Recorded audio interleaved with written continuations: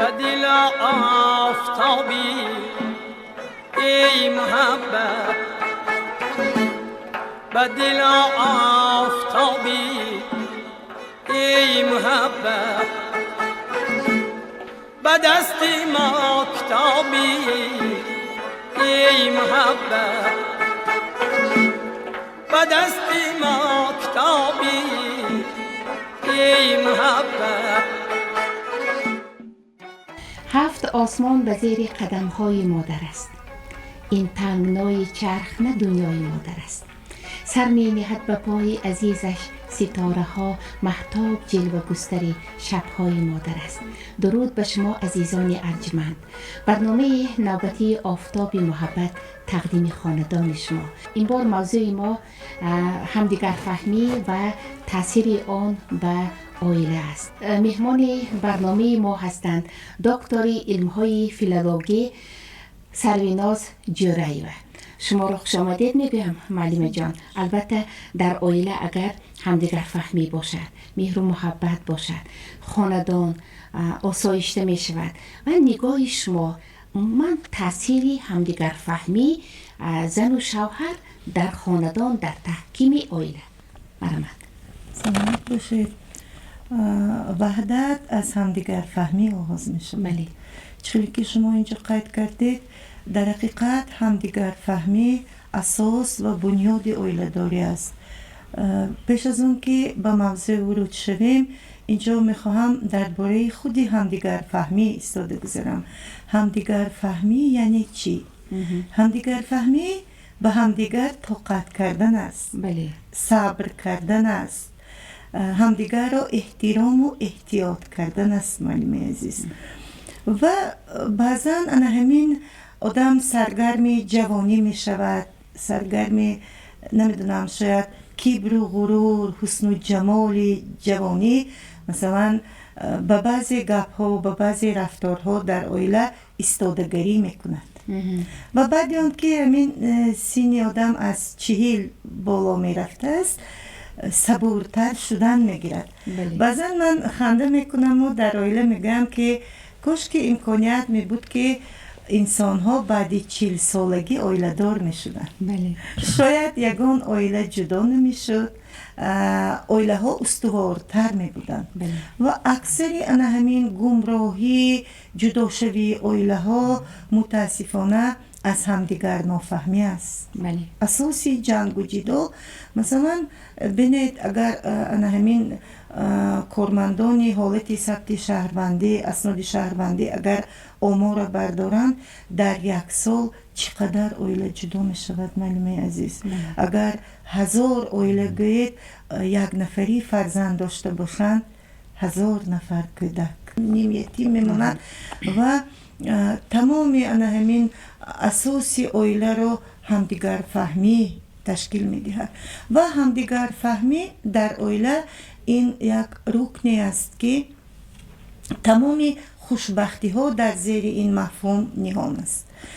مثلا همین مردم تاجیک، مردم شرفمند، مهنتقرین، زحمتکش، مادری تاجیک خاصه مادری که مثلا تمام علامه ها را به جهان پیشنهاد کرده است، مثلا از همان سر کرده از فارابی و ابوریحان بیرونی و عمر خیام و سینا و سعدی و حافظ رومی و صدهای دیگران، مادری که در کنارش چنین علامه ها را پروریده است همیشه صبور بود معلم عزیز. همیشه در عائله آنها بناداری‌های صبر و قناعت بود، همدیگر فهمی بود. همین همدیگر فهمی، همین تحمل، صبر بود که آنها توانستند به عرصه جهانی چنین علامه ها را پیشکش کنند. خوشدامن، خوشبختانه میگویند که در عرفیت سرپوشی دیگ است. اگر خوشدامنی صاحب معرفت، صاحب تجربه باشد، از علم و خیرتی زندگی آموختش و جوانان می آموزاند، با آنها سبق می دهد و هر یک جوان اگر درسی خوشدامن را گیرند، عروسان ما جوان پسر مکتبی بزرگی مادر را گذشته باشد، پدر را آموخته باشد، به خطاگی راه دادنش غیر امکان است. وقتی که ما همین کلمه همدیگر فهمی رو به زبان میبریم، نه اینکه فقط همدیگر فهمی زن و شوهر رو باید مطرح کنیم، برای اینکه در اویله دیگرها هم هستند، خصوصا در اویله داری مردم شرق فرهنگی ما که مثلا خوشتومن ها تاثیر پذیر بوده میتوانند، خواهر عروس، مادر عروس، مثلا حتی فرزندان. معلم عزیز، در حقیقت در خلق درست میگن که خوشتومن ها سرپوش دیگ هستند. من از همین فرصت مناسب استفاده بردم معلم، یک پیشنهاد داشتم که بگذار در همین ولایتمان حتی در جمهوری اکادمی خوشتومن ها باشد. من فکر میکنم که اساساً در همین جداشوی اویله ها متاسفانه کلانسالان نیز سهم دارند و البته سهم منفی. برای چی؟ برای اون که همون گناه جوانان را تحمل کرده نتوانستند. حضرت رومی میگوید که تو ناز کنی و یاری تو ناز، چون ناز دو شد فقط طلاق میخیزد. یعنی اگر من گویم که من زور، کلینم گویم که من از شما زورتر، بیچاره پسر در بین دو زن نمیدونه چی کار کند، طرف کی رو گیرد. برای چی؟ برای اونکه یکی مادر، دیگری مادری فرزندش. انا همین چیز امروز مثلا اویله های ما رو به ویرانی آورده است و یک معلم عزیز مقایسه یا تقاس نادرستی ما خوشتومن ها. بدونید چی؟ در زمان ما این خیل نبود. ما این خیل نبودیم. ما مثلا با دست جامشویی میکردیم، ما نمیدونم کودکمون رو این طور نگاه میکردیم، این خیل خوراک میدادیم. خیلی میبخشید این زمانه است. زمانه پیش می رود دیگر. مثلا زمانه که پیش رفته ایستاده است، طرز زندگی دیگرگونه می شود. مثلا مردم رو به ترقیات می بیارن، مثلا برابری جامعه، برابری زمان پیش می روند. و من فکر می کنم که همین بزرگی به عقل است نه به سال. بعضا مثلا در جداشوی اویله ها معلمه عروس ها استادگری میکنند که من جدا نمیشوم، لیکن خوشتومن ها میگن که باید جدا شود، باید جدا شود، برای اینکه من با این آینده فرزندم رو نمیبینم. انا همین یکی از پهلوهای دردناک جامعه همین است. درست است، من خودم خوشتومن هستم، پیش از خوشتومن بودن ما مادر هستیم معلم عزیز. لیکن من فکر میکنم که انا همون مقاله که شما گفتید خوشتومن ها سرپوش دیگ هستند، متاسفانه امروز ما همین رسالتمون رو اجرا نکرده ایستادیم. البته سرپوش دیگ بودن حد و حدود خودش دارد. وقتی که یک اویله ویران می شود میدونید عرش می لرزد. و یک چیزی عجیب معلم عزیز، مثلا من در زندگیم در حولیمون یک خانه موسیقی است و این موسیقی 5 سال باز در همانجا لانه میگذارد و در زمستان البته به مملکت های گرم می رود و بهار باز می آید. حتی در زمستان من نمیگذارم که همون لانه ویران شود. تصور کنید یک خانه موسیقی رو. اکنون وقتی که خانه فرزندی ما ویران می شود، یگان مادر مثلا آرزو نمی کند، نیت نمی کند که، یا یگان خوشتومن وقتی که به خواستگاری می رود آرزو نمی کند که البته من سال آینده همین کلینم جدا می کنم. همدیگر فهمی که شد اویله پایدار می شود. همدیگر فهمی که شد بچه ها خوب به کمال می رسند معلم عزیز. انا همین همدیگر نافهمی ها بر روحیه فرزندان ما تاثیر می کند. مثلا من در مؤسسه غیر دولتی مکتب عرفان درس می دادم معلمه، یک دخترک بسیار دانا، بسواد، بسیار حاضر جواب بود و یک مدتی معین در چند درس دخترک سوس شدن گرفت. حتی دخترک اعلیخوان باور کنید به دخترک بدخوان مبدل شد. و روزی همون دخترک جیغ زدم و گفتم که دختر جان یگون معما دارید، برای چی به درس چند درس باز اهمیت میدیم اینقدر دقت نمیدهید؟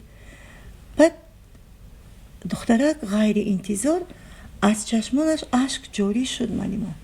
بعد گفت که معلمه جان پدر و مادرم جدا شده ایستادن.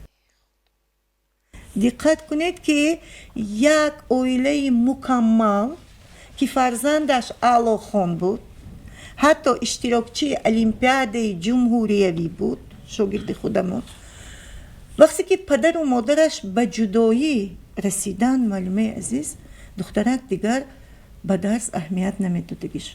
یعنی از این چی خلاصه کردن ممکن است؟ انا همین سطح دانش، سطح پیشروی جامعه، مدنیت، اسلوب، آداب، تمام زندگانی ما وابسته است به عائله. برای همین هم اساسگذاری صلح و وحدت ملی پیشوای معظم ملت محترم جناب عالی در هر برآمدشان استاده میگذارند به عائله، استادگری میکنند، پشتیبانی میکنند از حقوقهای بانوان. برای اینکه در اول گفتم، باز تاکید میکنم که محض فرزندان صاحب معرفت در کنار مادرانی با فرهنگ، مادرانی با فضل و صبور به کمال میرسند. بله، تشکر معلم ارجمند. در مهمانی برنامه ما عزیزان حضور دارند یکی از حافظان شناخته جمهوری تاجیکستان، غالبی چندین آزمون‌های با نفوذ، ادریس جان بابایف و با یک کلواری پر از ترانه‌های ناب و جذاب و مهر و محبت آمدند. خوش آمدند. می‌خواستیم که این لحظه یک ترانه جذاب شما را برای مادران ارجمند ما شنیده باشیم. مرحمت.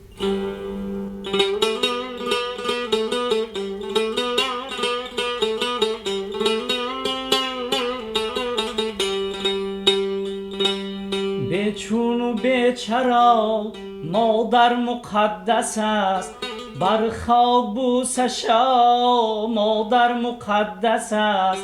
بچون و بیچرا مادر مقدس است، بر خاک بوسشا مادر مقدس است. از خری جان ما ناید زبان ما، بی شرح و بی صدا مادر مقدس است. بی شرح و بی صدا مادر مقدس است. مادر مقدس است، هم بهترین کس است. مادر مقدس است، هم بهترین کس است. تنها دعای او فرزند را بس است. تنها دعای او ادریس را بس است.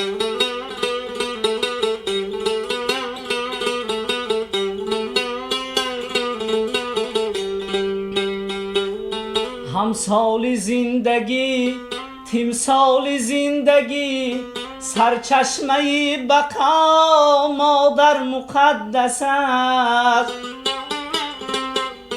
خورشید گویمش، ناهید گویمش، سرمنشه صفا مادر مقدس است.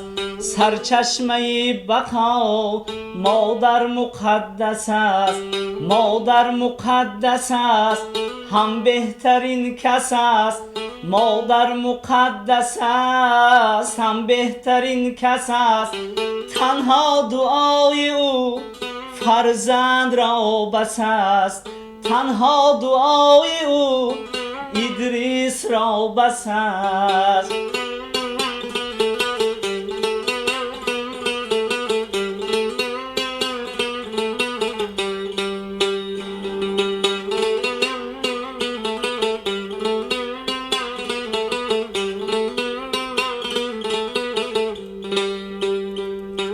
با رنج و با تب ایستاده با ادب، در سرحدی حیا مادر مقدست در پنجه بلا گردی مبتلا گوییم السلام مادر مقدس است یک عشق ناعیان یک دینی بی بیان داند فقط خدا مادر مقدس است مادر مقدس است هم بهترین کس است مادر مقدس است هم بهترین کس است تنها دعای او فرزند را بس است تنها دعای او ادریس را بس است. سلامت باشید سلامت باشید صدایتان خسته نباشد. ادریس جان شما ترنمگری ترانه های وطن تاجیکستان مادر ترغیبی انعنه های ملی هستید و با خواهش خود به صف قوه های مسلح رفتید سربلندانه همچو سرباز شجاع وطن خدمت شایسته کردید. در برنامه ما جوانان سعادتمند نشستند هر یکی میخوان که مثل شما باشند. شما برای جوانان ایدئال هستید. در آینده نقشه ها هم دارید که صاحب عائله اهل و اتفاق شوید. از پدر و مادر هم آموختید تجربه زندگی هم دارید کم و بیشتر میتوانید برآمد.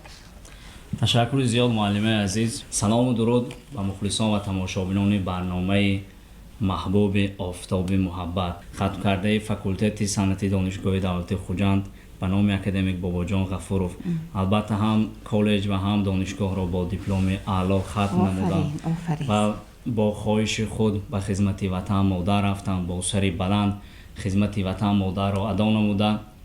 حالا با دستگیری پدر مادر عزیزم و با نصیحت های آنها به ماجسترانت همچون ماجسترانت فاکولته صنعتی دانشگاه دولتی خوجند در کورس یکم تحصیلی خود را دوام داده ایستادم و باز ماجسترانت بودم. و غیر از آن در کار و فعالیت خود را پیش برده ایستادم و بعد خدمت وطن مادر تقریبا 2 ماه پیش ایجادیات خود را آغاز کردم و ایجادیات من نیز با سرودی مادر بود. خیلی که گفتید عائله این گنجی بی‌بهاست و عائله این قوی ترین پیوند انسانیت است. خیلی که میگویم مقدس است. پدر خوب است و مادر نازنین است. برادر میوه روی زمین است. عزیزان قدر همدیگر بدانیم که جای آدمی زیر زمین است. البته من با ایجادیات خود را با سرودی مادر آغاز نمودم چون مادر این سرچشمه زندگی، سرچشمه حیات، سرچشمه عائله هستند و این هم نام داشت. حالا سرایدم اگر در عائله همدیگر فهمی باشد مهر و محبت باشد و عائله پیش میرد عائله شکوفا میشد فرزندان سالم و صالح در آن عائله تربیه میگیرند نشو نما میکنند. نگاه شما به همین تربیه پدر مادر عزیزم رو گرفتم. نیت میکنم که عائله من نیز مثل پدر مادر عزیزم خوشبخت باشند. سلامت باشید. البته آرزویتان عملی شود. به دل آفتابی ای محبت. البته بزرگان ما در این بابت پند و حکمت های زیادی گفتن. عموما مفهومی همدیگر فهمی در ادبیات چگونه آمده است؟ شما که استاد دانشگاه دولتی خوجند هستید در این بابت بسیار برخوردار هم هستید. برای شاگردان سبق میدید.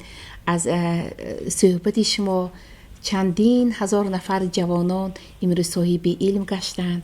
عموما آرزو هم میکنیم که در زندگیشان هم صاحب علم باشند. علم زندگی را چقدر آموزند. همیدار نیست؟ سلامت باشید. ردکی میگه که هیچ شادی نیست اندر این جهان بدتر از دیدار روی دوستان. دوستی یعنی چی است؟ دوستی از کجا سرچشمه میگیرد؟ از همدیگر فهمی؟ وقتی که دلها به دل یک میشوند بعد دوستی به وجود میآید. و بدتر مثلا فردوسی میگه که پراکنده لشکر نهاید به کار. 200 مردی جنگی به از 100,000. هم در اویله هم در کارگاه و من در جمعیت در دولت داری اگر وحدت و همدیگر فهمی باشد اون جامعه پیش می رود. و از همه مهمتر حضرت سعدی میگوید که امروز مثلا در بنای سازمان ملل متحد این بیت ها پرافشانی میکند بنی آدم اعضای یکدیگرند که در آفرینش ز یک گوهرند چو عضو به درد آورد روزگار دیگر عضوها را نماند قرار تو که از مهنت دیگران بیغمی نشاید که نامد نهند آدمی. بینید مثلا از مهنت دیگران بیغم شدن یعنی چی در اویله داری؟ از مهنت والدین بیغم شدن، زحمت و تلاش های آنها را از خاطر فراموش کردن، به قدر مهنت آنان نرسیدن مثلا، یا برعکس به قدر مهنت عروسان نرسیدن. مثلا تو چی کار کردی؟ ما در سن و سال تو این گونه میکردیم. این هم مهنت است. مثلا چی باید ما همدیگر رو قدر کنیم، به همدیگر از همه مهم معلومات در همین اویله و همدیگر فهمی من فکر میکنم که به همدیگر اظهاری تشکر کرده توانستم. اگر مثلا ما گوییم که تشکر به مادرتان که شما را به وای رسانده به ما دادن، بینید روزی در روز انا همون کلینه تبش خوش می شود. یا مثلا برعکس مثلا کلین وقتی میگه که تشکر مادر جان خیریت شما هستید، شکری بودنتان مثلا دیگر یعنی انا همین چیز خیلی بر وقت سعدی گفته است که اینا به پهلوهای به هر پهلو میتوانیم مثلا تفسیر دهیم. و حضرت رومی در این مسئله خیلی زبردست است و حتی شباهت هم ندارد. مثلا میگه که بیا تا قدری هم دیگر بدانیم که تا ناگه ز یک دیگر نمانیم. بینید مثلا متاسفانه در ما قدر نعمت بعد نعمت است. در همین موضوع آذرخش میگه که قدر نعمت بعد نعمت غیر آه و ناله نیست، مرگ مادر میکند فرزند را مادر شناس. متاسفانه وقتی که مثلا جوانان عزیز ما اویله داریم به قدرش نمیرسیم. وقتی اویله من را از دست میدهیم بعد میگیم که چه دوره نغز بود. ما باید به همین نعمت در وقتش رسیم. یا در جای دیگر باز حضرت رومی میگه که از محبت کامها شیرین شوند، از محبت میزها زرین شوند. این عشق است، محبت است. وگرنه معلومه اگر عشق و محبت نباشد همدیگر فهمی نمی شود. عشق و محبت نباشد اویله نمی شود. شما تصور کنید شاگردان عزیز که مثلا یک دختره که تماما بیگانه به خانه شما می بیاد و زندگی میکند، پدر و مادرش واگذار میکند، خواهر و برادرانش میماند در همون خانه والدینش، در همون حوله پدریش، لیکن میبیاد خدمت شما میکند و با شما انس میگیرد. این البته عشق الهی است. همون عشق است که زندگی شما پایدار نگاه میدارد. و اون معلومه در ادبیات ما عشق همدیگر فهمی در هر لحظه ترنم می شود. اگر من اینجا صحبت کنم شاید ساعت ها باید گپ زنیم، تحلیل کنیم، تفسیر کنیم. از همون آیات و احادیث سر می شود. مثلا تو خیلی که گفتیم آذرخش این چیز دوام می کند. و میرزا ترسونزاده که شاعر وحدت سرای و دوستی سرا هستند میگن که وحدت آید می شود دلها یکی، وحدت آید می شود دلها یکی، می شکوفد باغ و راغ زندگی. یعنی همین وحدت است، یگانگی است که عائله ها را خوشبخت میکند، فرزندها را مهربان میکند. فرزند از پدر و مادرش یاد میگیرد، به آنها پیروی میکنند و از همه نعمتی بهترین من فکر میکنم که سحر با صدای خنده فرزندان و خنده پدر و مادر از خواب بیدار شدن. جوانان ما کم اندر کم هستند که کلمه سپاس، شکر، تشکر را به زبان گیرند. یک سری دیگر معلمه عزیز، مثلا من خوشتومن پسرم پسری خودم، مثلا از کودکی من به کلون کردم، بزرگ شد و مالی خودم و هیچ وقت از من خفه نمی شود. بله. اگر مثلا من در بعضی موردها معلمه از کلینم پشتیبانی کنم چی می شود؟ بله. من میدونم پسرم چی است، درست میگوید، لیکن در همون بالای قهر، بالای جهالت، مثلا من گویم که مثلا طرفگیری کنم، گویم که تو نادرست گفتی، یا مثلا تو از کجا میدونی روزی دراز کودکش گریه کرد دستش نرسید. بله. مثلا در اون وقت من فکر میکنم که همین کلید خوشبختی خانواده ها در 90% در دستی خوشتومن ها است معلم عزیز. اساساً همین پایداری اویله و جدا شدن های خانواده در اویله ها به کلانسالان سخت وابستگی داره. بله. البته تمنا میکنیم که زندگی هر یک مردمی شریف تاجیکستان خوشبختانه باشد. پدر و مادران برای تربیت یک فرزند چقدر زحمت میکشند، خون جگر کم میکنند، تمامی هستیشان رو برای فرزندانشان تقدیم میکنند، اهدا میکنند و بالاخره بعضا نافهمی ها میشود. هر لحظه هم برای پدر و مادر شکر گویند، سپاس گویند و هم برای همسر و هم برای پدر و مادری همسرشون سپاس گویند که چنین دخترک رو برای آنها تربیت کرده به دست آنها سپردند. از شهد زندگی خاندانشان محبت باران باشد. سردفتر ادبیات کلاسیکی تاجیک استاد ابو عبدالله رودکی خیلی که گفتند با داده قناعت کن و با داد بزی، در بند تکلف مشو آزاد بزی، در به زی خود نظر مکن غصه مخور، در کم زی خود نظر کن و شاد بزی. من پیوندی به استادها آدمو شوارا استاد ابو عبدالله رودکی یک آهنگ تازه ایجاد با نام شکر کن ایجاد کردم. ما همه وقت از زندگی شکرگزار باشیم، چی با پستی و چی با بلندی هایش. تشکر. ممنون.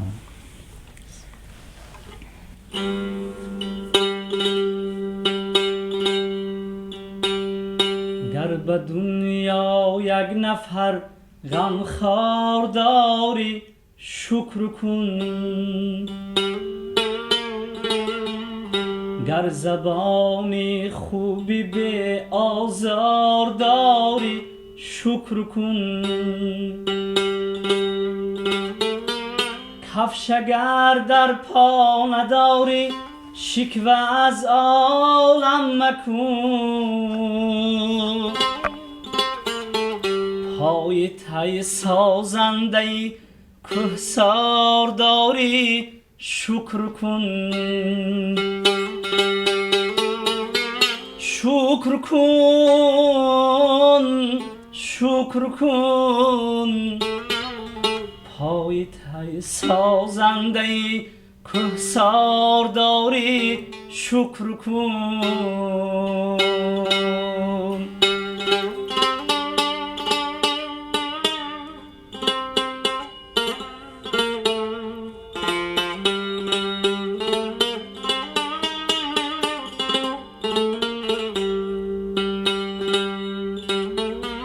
دستی خالی باشی هم دستان تو خود ثروت است، دست و بازوی به خود در کار داری شکر کن،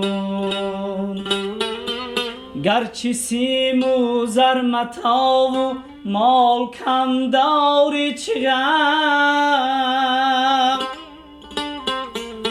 کم نبین این گنج را بسیار داری شکر کن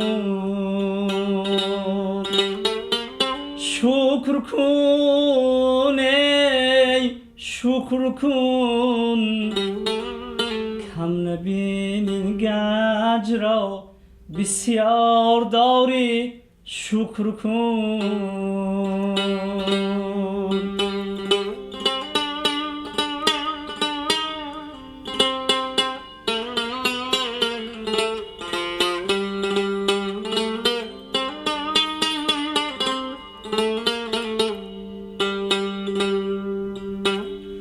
ای برادر شکر میگوییم با هر چی که هست یک وطن زیباتر از گلزار داری شکر کن زنده دل باشید گرچه زندگی نیم مرده است گر دلی با یاد حق بیدار داری شکر کن زندگی گه راحت و گاهی عذاب و غم بود ادریس ها اندر بری خود یار داری شکر کن شکر کن ای شکر کن ادریس ها اندر بری خود یار داری شکر کن کم نبین این گنج را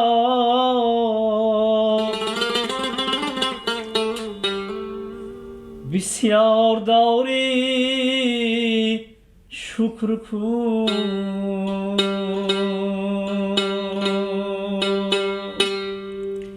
جهانی سپاس صدایتان خسته نباشد راستی پس از ترانه ادریس جان وقتی گفتند که در برات یک یار داری شکر کن یک حکایه به خاطرم آمد که اینجا تاکیدش برای جوانان ما خیلی به موردانه است باید ذکر کنم یک پادشاه با ملکش جنگ میکند و میگه که بسیار همین جنگ و جدال به دلم زد و تو همین شب مهلت از همین خانواده چیزی که برایت عزیز است و معتبر است و درکاری است ارزشش فرقی ندارد گرفته میتوانی این خانه را ترک کنی و آن پادشاه نیمی شب خودش را در عرابه میبیند حیران میشود میگه به ملکه که این چی کاری کرده که مرا به عرابه بار کردی و در کوچه های شهر روان میشوی میگه که حضرتم من در این درگاه از شما دیده عزیزتر و مقدستر و گرانبهاتری ندارم آفرین بینید این مال دنیا این تمام دارایی ها در نزد مهر و محبت همدیگر فهمی عشق یگان ارزش ندارد تشکر فکرم میکنم که جوانان عزیزی ما از گفته های شما برای خود یک جهان معنی برداشتن غذا گرفتن در آینده برای روزگارداریشان عائله داری استفاده میبرند آرزو هم میکنیم که جوانان ما عائله سالم بنیاد کنند خوشبختانه عمر به سر برند از این روز سخنهای نیکی شما پند و اندرزهای شما ما یک جهان جوانان به خود بهره گرفتیم و کوشش میکنیم که در آینده از روی سخنهای نیکی شما سخنهای گرم و صمیمی شما در حیات استفاده بریم و در آینده همچون یک حیاتی آرام و آسوده داشته باشیم و در جمعیت سهم خود را گذاریم. تشکر معلمه عزیز از گفته های شما خیلی ما بهره مند گردیدیم و در آینده مثل عائله های شما عائله های نمونوی و در جامعه منفعت خود را رسانیم و با رفتار خوب و با گفتار خوب پیندار خود نمونه باشیم به والدین خود به وطن خویش خدمتی شایسته کنیم. در واقع ما هیچ زمانه هیچ دنیا همه هیچ ای هیچ زی بحری هیچ بر هیچ مپیچ دانی که زی آدمی چی میماند و بس مهر است و محبت است و باقی همه هیچ. از زبان مولانا تمنا میکنم که ای خدا این وصف را هجران مکن، سرخوشانی عشق را نالان مکن، نیست در دنیا ز هجران تلختر، هرچی خواهی کن ولیکن آن مکن. بگذار تمام عائله های ملت ما پایدار و سعادتمند و خوش اقبال بماند. سلامت باشید معلم جان. تشکر میگویم برای هر یکی شما، برای اشتراکتان، برای سخنهای جذاب، برای ترانه‌های دلنشین. اینجا رسیدیم عزیزان به فرجام برنامه. تمنا میکنیم که همیشه تابتان بالیده باشد، آفتاب محبت در خاندان شما نورپاشی کنند. تا دیدار. بدل آفتابی ای محبت، بدل آفتابی ای محبت، بدست ماکتابی ای محبت، بدست ماکتابی ای محبت.